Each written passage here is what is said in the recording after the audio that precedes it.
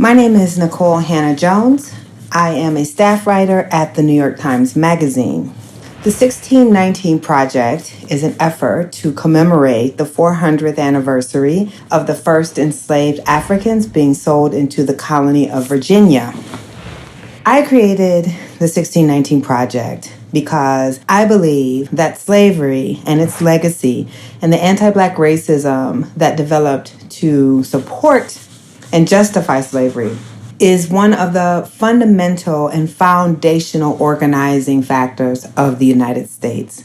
Yet, I also understood that most people had never heard of the year 1619, and that this anniversary was likely going to pass in most American households with almost no recognition. The year 1619 was an important year in the story of America because it is that year, just 12 years after the English landed Jamestown and settled Jamestown, that we began to engage in the practice of racialized slavery.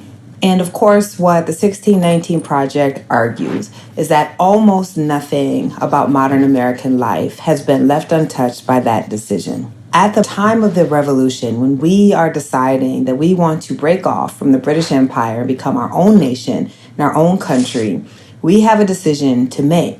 Will we truly be the country of our founding ideals, one based on democracy and individual rights and the words of the Declaration, that we hold these truths to be self-evident, that all men are created equal, endowed by the Creator with inalienable rights? Will we be that America, or will we continue the institution of chattel slavery and become an America that is based on a founding hypocrisy, which is that we say we are a nation based on individual rights and the belief that all men are created equal, while holding 1/5 of the population in absolute bondage?